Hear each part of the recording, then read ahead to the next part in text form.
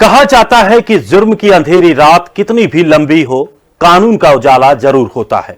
अपराधी कितना भी शातिर क्यों ना हो, कानून के हाथ उस तक पहुंच ही जाते हैं।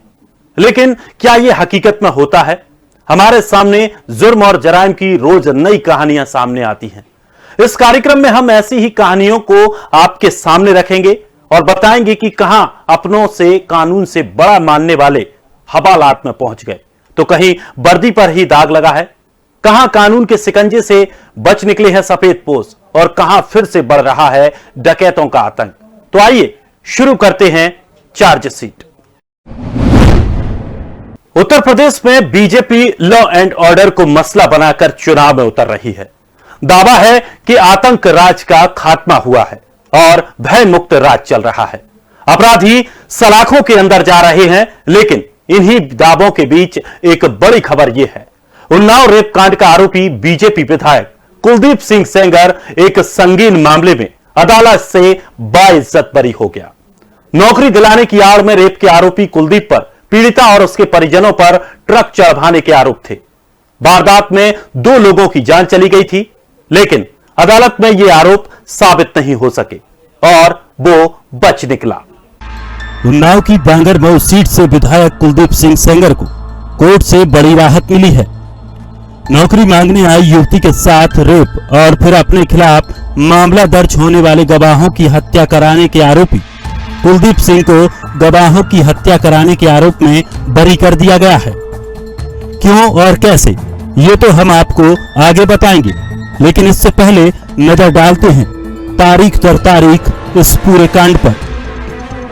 4 जून 2017 पीड़िता ने बताया कि वो विधायक कुलदीप सिंह सेंगर के यहां नौकरी दिलाने में मदद मांगने के लिए उनसे मिलने गई और विधायक के घर पर उसका रेप किया गया।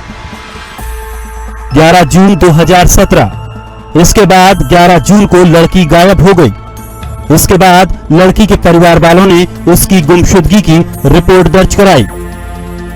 20 जून 2017 पीड़िता लड़की औरैया के एक गांव से मिली और उसे अगले दिन उन्नाव लाया गया। 22 जून 2017 पीड़िता की कोर्ट में पेशी हुई और सीआरपीसी की धारा 164 के तहत उसका बयान दर्ज हुआ।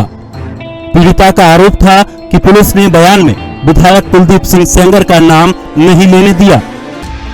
3 जुलाई 2017 बयान दर्ज करवाने के 10 दिन बाद पीड़िता को पुलिस ने परिजनों को सौंपा और पीड़िता दिल्ली आ गई। पीड़िता ने उत्तर प्रदेश के सीएम योगी आदित्यनाथ से गुहार लगाई कि विधायक कुलदीप सिंह सेंगर और उनके भाई अतुल सिंह सेंगर का नाम एफआईआर में शामिल किया जाए। 24 फरवरी 2018 पीड़िता की मां सामने आई और उन्नाव के चीफ जुडिशियल मजिस्ट्रेट कोर्ट का रुख किया और सीआरपीसी के सेक्शन 156(3) के तहत एफआईआर दर्ज करने की मांग की। अप्रैल 2018 लड़की के पिता के साथ विधायक कुलदीप सिंह सेंगर के भाई अतुल सिंह सेंगर ने मारपीट की। 4 अप्रैल 2018 इसके बाद उन्नाव पुलिस ने लड़की के पिता पर गैर कानूनी रूप से हथियार रखने के आरोप में आर्म्स एक्ट के तहत गिरफ्तार कर लिया। 9 अप्रैल 2018 लड़की के पिता की कस्टडी में मौत हो गई। 10 अप्रैल 2018 पिता की पोस्टमार्टम रिपोर्ट में उन्हें 14 जगह चोटें लगने की बात सामने आई। 11 अप्रैल 2018 राज्य की योगी सरकार ने यह केस सीबीआई को सौंपने के आदेश दिए। 12 अप्रैल 2018 नाबालिग से रेप के मामले में विधायक कुलदीप सिंह सेंगर को अभियुक्त बनाया गया, लेकिन गिरफ्तारी नहीं की गई। 13 अप्रैल 2018 सीबीआई ने विधायक को पूछताछ के लिए हिरासत में ले लिया। उसके बाद गिरफ्तारी की और मामले में नई एफआईआर दर्ज की गई। 11 जुलाई 2018 सीबीआई ने इस केस में पहली चार्जशीट दायर की, जिसमें विधायक कुलदीप सिंह सेंगर का नाम रखा गया। 13 जुलाई 2018 इस मामले में दूसरी चार्जशीट दायर की गई और पीड़िता के पिता को कथित तौर पर फंसाने के मामले में कुलदीप सेंगर, भाई अतुल सेंगर और कुछ पुलिस वालों को अभियुक्त बनाया गया। 28 जुलाई 2019 पीड़िता अपनी चाची, मौसी और वकील के साथ रायबरेली जा रही थी, जहां कार को ट्रक ने टक्कर मारी। ये एक्सीडेंट इतना भयानक था कि हादसे में पीड़िता की चाची और मौसी की मौत हो गई। पीड़िता और उसके वकील का इलाज लखनऊ के किंग जॉर्ज अस्पताल में चला और दोनों को लाइफ सपोर्ट सिस्टम पर रखा गया। जिस ट्रक के साथ कार का एक्सीडेंट हुआ, उसके नंबर प्लेट पर ग्रीस लगाकर नंबर छुपाया गया था। क्या पीड़िता के आरोप झूठे थे? कुलदीप सेंगर पर एफआईआर के बाद पीड़िता के परिवार पर आफत का तूफान क्यों टूटा? पीड़िता का चाचा जेल गया, पिता की पुलिस कस्टडी में मौत हुई। क्या ये नियोजित नहीं था? पीड़िता को ले जा रही गाड़ी पर ठोकर मारी गई, उसके रिश्तेदारों की हत्या हुई। क्या ये साजिश नहीं थी? और अगर ये सब था तो कुलदीप सेंगर बच कैसे निकला? कौन है कुलदीप सिंह? अपने राजनीतिक करियर की शुरुआत में सेंगर कांग्रेसी था। 2002 के चुनावों से पहले उसने बसपा का दामन थाम लिया और कांग्रेस के प्रत्याशी को बड़े अंतर से हरा दिया। 2007 आते आते उसकी छवि बाहुबली की बन गई थी। इसके बाद उसने सपा का दामन थाम लिया। 2002 से वो लगातार विधायक है और अपने राजनीतिक करियर में यूपी की सभी अहम पार्टियों में रहा। 2002 से 2017 के बीच वो बीएसपी एसपी से विधायक रहा और अभी बीजेपी से विधायक है। हालांकि बीजेपी का कहना है कि कुलदीप सिंह सेंगर को पार्टी से निलंबित किया जा चुका है। ब्यूरो रिपोर्ट, स्वदेश न्यूज। बीहड़ और बागियों की धरती चंबल में एक बार फिर से दस्यु दलों का पदचाप सुनाई पड़ने लगी है। इन दिनों यहां एक डकैत गुड्डा गुर्जर का जबरदस्त आतंक है, जो इसी हफ्ते पुलिस को चकमा देकर भाग निकला। आइए जानते हैं कि कैसे यह डकैत पुलिस के घेरे से बच निकला और किस कदर है इसका आतंक। मुरैना पुलिस के लिए सिरदर्द बने 60,000 के इनामी डकैत गुड्डा गुर्जर से पुलिस की एक बार फिर मुठभेड़ हो गई। दोनों ओर से ताबड़तोड़ गोलियां चली, लेकिन डकैत गुड्डा गोलियों की बौछार के बीच पुलिस को चकमा देकर फरार हो गया। नूराबाद पुलिस ने डकैत गुड्डा पर हत्या के प्रयास का मामला दर्ज किया है। दरअसल नूराबाद पुलिस को देर शाम सूचना मिली कि डकैत गुड्डा गुर्जर दुरावली गांव में आया है। मूल रूप से नूराबाद थाना क्षेत्र के लोहागढ़ गांव निवासी गुड्डा गुर्जर के गांव के पास ही दुरावली गांव है, जहां उसके पुराने साथी रामनिवास उर्फ खलीफा गुर्जर का घर है। खलीफा गुर्जर के यहाँ शादी का कोई कार्यक्रम था। इसमें गुड्डा गुर्जर अपनी गैंग के साथ खाना खाने आया था। गुड्डा गुर्जर रात में अपने साथियों सहित खाना खाने के बाद लौटकर जा रहा था। तभी पुलिस ने दुरावली गांव के पास उसे घेर लिया। नूराबाद टीआई आरती चराटे की अगुवाई में पुलिस टीम ने डकैतों को घेरा और हथियार डालने को कहा, लेकिन डकैतों ने फायरिंग शुरू कर दी। जवाब में पुलिस ने भी गोलियां बरसाना शुरू कर दिया। इस दौरान दोनों ओर से करीब 35 गोलियां चली, जिसमें पुलिस के हाथ डकैतों का एक झोला लगा है, जिसमें कुछ गर्म कपड़े और खाने पीने का सामान है। डकैत गुड्डा गुर्जर और उसके साथी पुलिस को चकमा देकर भागने में कामयाब हो गया। डकैत गुड्डा गुर्जर ने 6 महीने के भीतर मुरैना पुलिस को दूसरी बार चकमा दिया है। करीब 6 महीने पहले गुड्डा गुर्जर का मुरैना पुलिस के साथ आमना सामना जौरा के पगारा क्षेत्र में हुआ था, जहां पुलिस की गोलियों से बचकर डकैत गुड्डा गुर्जर जंगल में भाग गया। उसके बाद डकैत गुड्डा गुर्जर ने एक चरवाहे का अपहरण किया और फिर तेल मिल के मालिक से 50,000 टेरर टैक्स भी मांगा।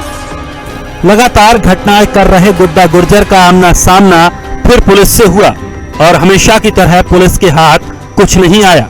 हालांकि पुलिस अभी भी दावा कर रही है कि जल्द ही उसे गिरफ्तार कर लिया जाएगा। बता दें कि डकैत गुड्डा गुर्जर पर 70,000 रुपए का इनाम है। उसका आतंक क्षेत्र में बढ़ता जा रहा है। गुड्डा की गैंग पर करीब 3 दर्जन से ज्यादा आपराधिक मामले दर्ज हैं। मध्य प्रदेश के मुरैना में डकैत गुड्डा गुर्जर का आतंक बहुत ज्यादा बढ़ गया है। डकैत गुड्डा गुर्जर की नजर हाल ही में एक गांव खोगांव के मेहताब सिंह की बेटी पर भी पड़ गई थी। उसके साथ शादी करना चाहता था, लेकिन मेहताब सिंह तैयार नहीं हुआ तो गुड्डा ने लड़की के चाचा पंजाब सिंह को अगवा कर दिया। गुड्डा ने मेहताब को धमकी दी थी कि लड़की से शादी होने के बाद ही वो पंजाब सिंह को छोड़ेगा। इसके बाद पुलिस ने जंगल में सर्चिंग की तो पंजाब सिंह पहाड़गढ़ के जंगलों में मिल गया, लेकिन गुड्डा गैंग भाग निकला। गुड्डा गुर्जर डकैत इससे पहले भी एक आदिवासी लड़की से शादी कराने की धमकी पूरे गांव को दे चुका है। ब्यूरो रिपोर्ट, स्वदेश न्यूज। जब बाढ़ ही खेत खाए तो शिकायत किससे करें, यह कहावत इन दिनों यूपी पुलिस पर फिट बैठती है। लोग अपराधियों और सरहंगों से बचने पुलिस की मदद लेते हैं, लेकिन जब पुलिस ही रक्षक की जगह भक्षक बन जाए तो पीड़ित कहां जाए और किससे फरियाद करे। पुलिस या जुल्म का एक ऐसा ही मामला अलीगढ़ से सामने आया है, जहां एक दलित युवकों के साथ ऐसी बर्बरता की गई जिसको सुनकर मानवता शर्मसार हो जाएगी। आइए दिखाते हैं क्या है पूरा मामला और कैसे हुई मानवता शर्मसार। अलीगढ़ जिले के थाना गांधी पार्क में दलित युवकों के साथ हवालात में 3rd डिग्री देते हुए जमकर पिटाई की गई। इतना ही नहीं, थाने में जब दलित युवकों ने पिटाई के बाद रात में पीने के लिए पानी मांगा तो पहले जात पूछी गई। जात पूछने के बाद जाति सूचक शब्दों का इस्तेमाल किया गया। फिर थाने में पानी देने के बदले दलित युवकों को पेशाब पिलाई गई। थाने में किए इस कृत्य के बाद उल्टा पुलिस ने दलित परिवार के लोगों के ऊपर ही कई संगीन धाराओं में मुकदमा दर्ज करते हुए परिवार के लोगों को मुलजिम बना दिया। तो वहीं घटना के बाद डरा सहमा दलित परिवार मुकदमा दर्ज होने पर इंसाफ की मांग करता हुआ मोहल्ले के लोगों के साथ शीतलहर के बीच खुले आसमान के नीचे मासूम बच्चों, महिलाओं सहित आंदोलन करते हुए अनिश्चितकालीन धरने पर बैठ गया। दलित परिवार के लोगों ने आरोपी पुलिस वालों के खिलाफ अमानवीय बर्ताव करने के लिए सख्त कार्रवाई की मांग की है। जब जवान की बात आ गई तो उन्होंने भाई ने विरोध भी किया, तो उन्होंने गलीमान पकड़े, ट्रैक्टर से नीचे खींच लिया उन्हें। हमारी बहन थी, उसका नाम प्रीति है, वो आती है बीच में हमारे दरवाजे पे जब ट्रैक्टर आ जाता है, तो जब वो बीच में आती है तो उससे पे मतलब वो हाथ छोड़ देते हैं, 2-3 कान पे मारते हैं, तो उसका कान है जबड़ा सूज जाता है। अब भी जबड़ा उसका सूजा हुआ है, उससे खाना नहीं खाया जा रहा है। आज 10-12 दिन हो चुके हैं। तो वो लोग है कहाँ है, हमारी महिलाएं जब इकट्ठी होती हैं तो वो 100 नंबर पर फोन करके और पुलिस को बुला लेते हैं, थाना गांधी पार्क से ही। जब और पुलिस आ जाती है तो सर हमारा मतलब पक्ष नहीं रखा जाता है, यानी हमसे पूछताछ की जाती है, डायरेक्टली वो लोग लाठी चार्ज करे चले आते हैं। पुलिस कर्मियों की बाइक को रास्ता न देने पर ट्रैक्टर चालक के साथ रास्ते पर पिटाई की गई। फिर पुलिस कर्मियों ने मौके पर थाने से और फोर्स बुलाकर दलित परिवार के घर पर धावा बोल दिया। पुलिस कर्मियों ने घर में घुसकर ट्रैक्टर चालक सहित उसके परिवार की महिलाओं के साथ लाठियों से जमकर मारपीट की। मारपीट के बाद पुलिसकर्मी पीड़ित परिवार के लोगों को उठाकर थाने ले गए और थाने में बंद कर पानी मांगने पर दलितों को पेशाब पिलाया गया। साइट ना मिलने पर मेरे भाई का गलेमान पकड़ के नीचे डाल लिया और उन्हें मारने लगे। मैं घर में से देख के बाहर निकल के आई कि भैया को क्यों मार रहा है, तो उन्होंने मुझे भी पकड़ के मेरे चांटे मारे। मेरे मुंह में आज तक दर्द रहता है और खाना नहीं खलता। और जो भी मुझे देख करके आ रहा था कि ये क्यों मार रही है, तो मेरी भाभी बैठी हुई है, इनको भी उन्होंने मारा, सब लीली पड़ रही है। क्या आप क्या चाहते हैं? हमारे ऊपर मुकदमा दर्ज किया है उन लोगों ने, हम इसे वापस करवाना चाहते हैं। जो दोषी हैं उनके ऊपर मुकदमा होना चाहिए, हमारा केस वापस होना चाहिए, हम यही चाहते हैं। उत्तर प्रदेश की पुलिस पर इस तरह के आरोप पहली बार नहीं लगे हैं। हाल ही में गोरखपुर में पुलिस की पिटाई से एक युवक की मौत के बाद तो सूबे भर में बवाल मच गया था। इसके बाद भी पुलिस है कि सुधरने का नाम ही नहीं ले रही है। देखना यह है कि वर्दी पर दाग लगाने वाले पुलिसकर्मी पर क्या कार्रवाई होती है। पति पत्नी के बीच 7 जन्म का रिश्ता माना जाता है। एक औरत के लिए पति भगवान होता है, लेकिन जब पति ही हैवान बन जाए तो वो कैसे बचेगी। कुछ ऐसा ही हुआ रीवा में रायपुर करचुलियान थाना अंतर्गत सेंदुरा गांव में एक दिल दहला देने वाला मामला सामने आया। यहां पारिवारिक विवाद के चलते विवाद इतना बढ़ गया कि पति ने पत्नी पर कुल्हाड़ी से हमला कर एक हाथ और एक पांव शरीर से अलग कर दिया। पुलिस ने आरोपी पति को फिलहाल गिरफ्तार कर लिया है। दिल को दहला देने वाला ये पूरा मामला रायपुर करचुलान थाना अंतर्गत सेंदुरा गांव का है, जहां पर रहने वाले राम कलेश कोरी का अपनी पत्नी लीलावती से अक्सर विवाद होता रहता था। सोमवार को फिर दोनों के बीच किसी बात को लेकर पारिवारिक विवाद शुरू हो गया।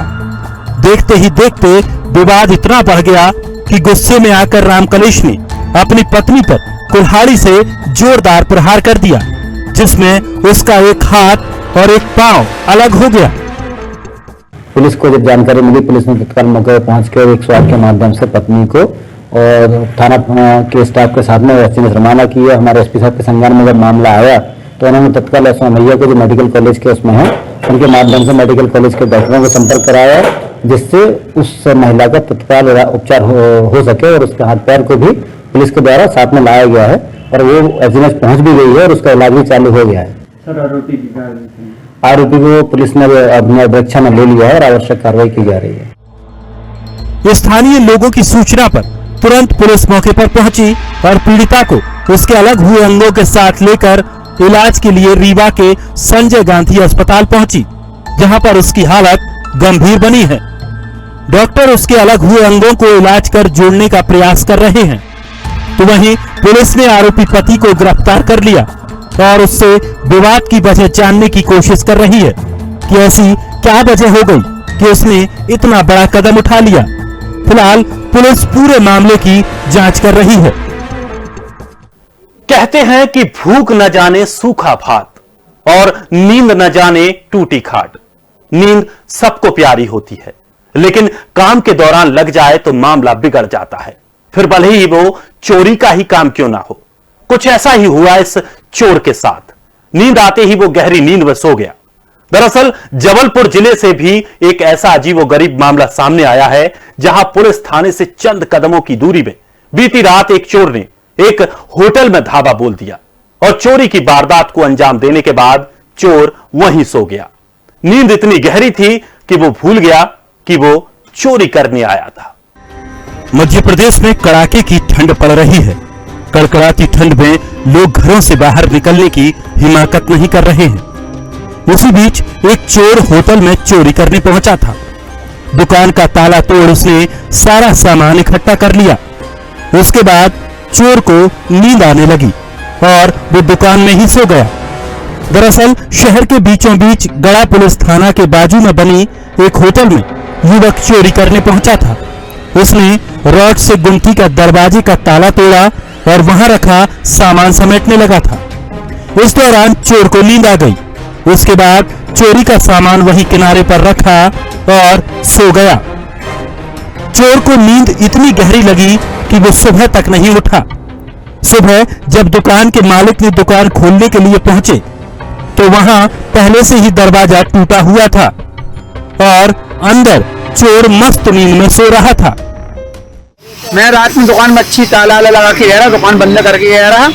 सुबह आया मैं तो मेरी दुकान का सामान कुछ बिगड़ा सा समझ नहीं आया। सुबह वही 5:30 बजे का टाइम था, तो मैंने अपना दुकान का गेट जैसे ही खोला हूँ तो उसमें एक चोर पाया गया। मैं उसको तुरंत पकड़ा और मुझके लोगों ने यहाँ पर आदमी लोग इकट्ठे हुए, उसको पकड़ा। उसके बाद थाने में हम लोगों ने उसको सुपुर्द किया।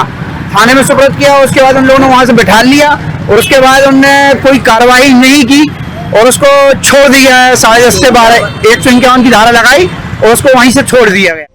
उन्होंने इसकी सूचना पुलिस को दी और पुलिस ने जब चोर को आवाज लगाई तो चोर की नींद में खलल पड़ गया।